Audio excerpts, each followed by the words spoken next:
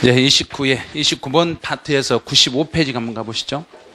이제 비과세, 겸용주택, 고가주택 이 부분은 작년 시험에서는 한 문제하고 한 줄이 나왔어요. 문제 한 문제가 단독으로 나오고 한 줄이 고가주택에 대해서는 한 줄이 나오고 해서 이쪽에서 한 두 문제 정도가 연관이 돼 있던 지문이네요. 그런데 지금 이제 요걸 이제 풀어내실 때 이제 어떤 식으로 이제 정리를 해 주시냐면 비과세를 약간 그 문제를 어렵게 내면은 약간 이제 함정을 팔 수 있으니까 주의를 좀 해야 돼요. 이제 문제에서 이렇게 이제 그림을 하나 그려볼게요. 양도자와 양수자가 있어요.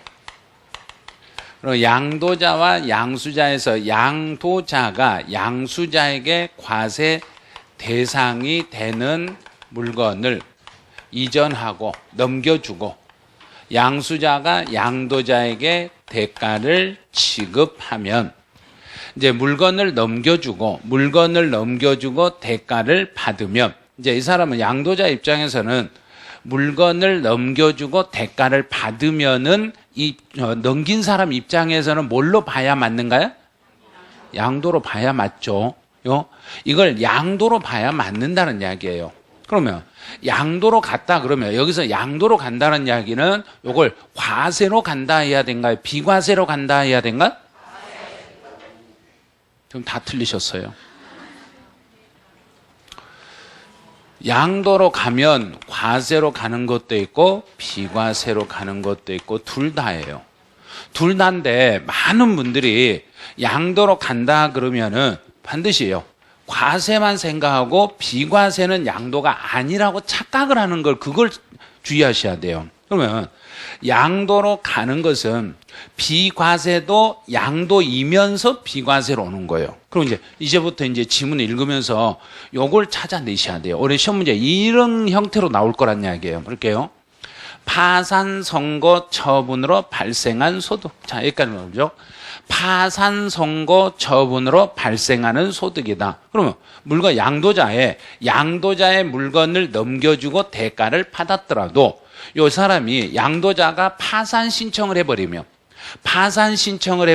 그 사람의 재산을 법원이 받아가지고 누군가에게 넘기면서 대가 받고 넘기는가 안 받고 넘기는가? 받고 넘기니까 이제 뭘로 봐야 되는가? 양도는 양도인데 파산 선고 처분으로 발생하는 소득에 대해서는 양도소득세는 과세한다, 과세하지 않는다. 그러면 과세 안 한다고 했으니까 양도로 봐야 되는가, 양도로 안 봐야 되는가? 그렇죠. 양도로 봐야 되는 거예요. 이걸 조심하라는 이야기예요. 올해 시험에서 비과세는 양도가 아니라고 착각하면 문제를 못 푼다는 걸 주의하셔야 돼요. 그래서 이런 경우도 양도는 양도인데 비과세로 가겠습니다. 양도에 해당하는데 비과세입니다. 이렇게 잡아놓으시면 돼요. 그다음 두 번째로 경작상 필요에 의해서 농지를 교환했다. 그럼 이제 경작상 필요에 의해서 농지를 교환했으니까 경작상 필요에 의해서 농지를 교환해도 내 농지를 넘겨주고 상대방 농지를 받았더라도 뭘로 봐야 되고 양도로 봐야 되는데 비과세 요건에 충족하면 그때 가서 비과세. 그러면 여기도 양도는 양도인데 비과세로 가겠습니다. 이렇게 가는 거예요. 그래서 비과세 한다 이 말은 양도이면서 비과세입니다. 꼭이요. 양도이면서 비과세입니다. 이렇게. 그래서 교환하면 경작상 필요에 의해서 교환하면 그 농지가 있는 장소에서 몇 년을 살아줘라. 3년을 살아줘라. 3년을 살아야 돼요. 3년 이상 농지가 있는 장소에서 살면서 그러면 3년 이상 농지가 있는 장소에서 살아야 되는데 만약에 3년 농사 짓지 못하고 갑자기 2년 만에 내 농지가 도시로 수용이 돼버렸어요. 그러면 농사를 3년 경작을 못했는데 경작도 지금 3년도 안 됐는데 정부가 수용해버리면 수용은 양도다, 양도가 아니다. 왜 또 양도가 아니라고 그래요? 수용을 당했으면.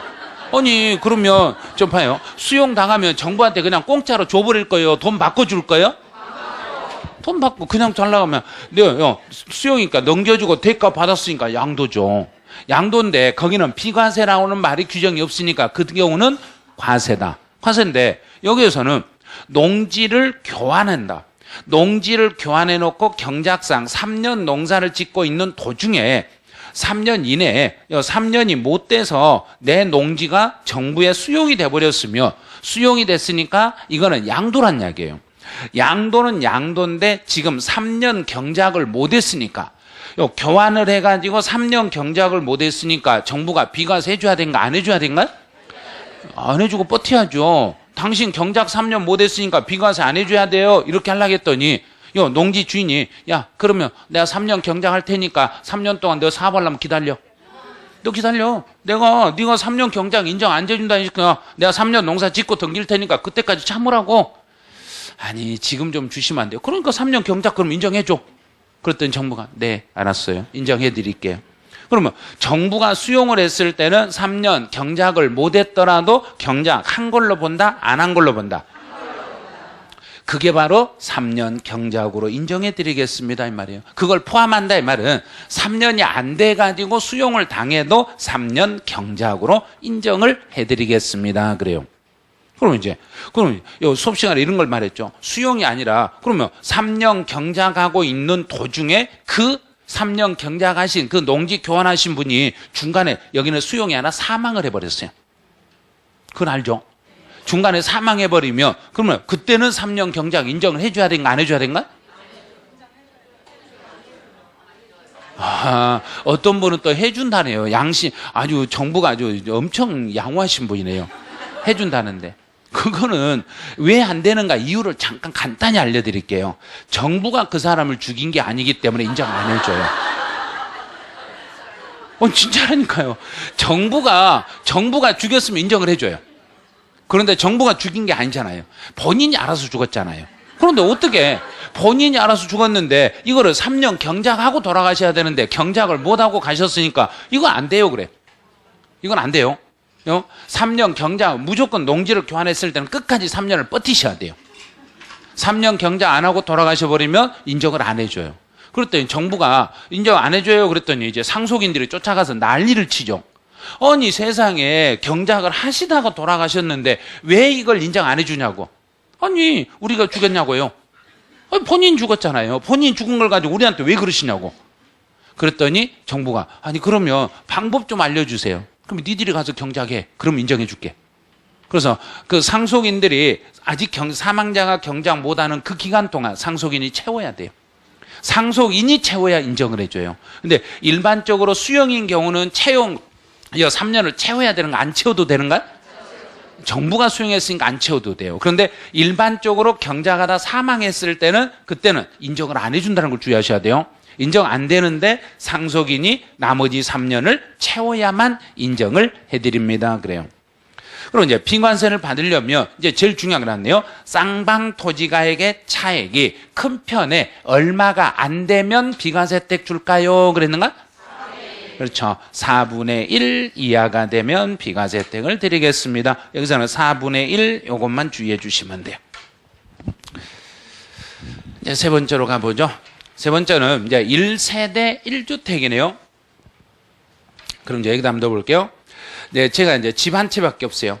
1세대 1주택자가 자기 주택을 누군가에게 넘겨주고 돈 받고 팔아먹었어요. 집 한 채 가진 사람이 돈 받고 누군가에게 팔아먹었을 때는 몇 년을 보유하다가 양도하면 비과세 혜택을 받을 수 있는가? 2년이죠. 2년 이상을 보유하셔야 돼요. 이렇게요. 2년만 보유하면 돼요. 그런데 이제 문제는 그 주택을 취득했을 때, 취득 당시에요. 그 집을 구입할 때, 내가 그 집을 구입하고자 할 때 조정 대상 지역에 있는 주택이라면 이제 순서예요.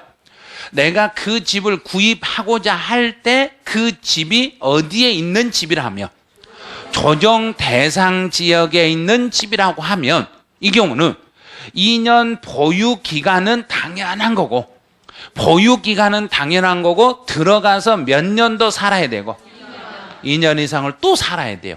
그래서 지금 서울은 조정 대상 지역이니까 서울에 있는 집을 오늘 사게 되시면 2년 보유도 해야 되고 2년 거주도 해야 됩니다.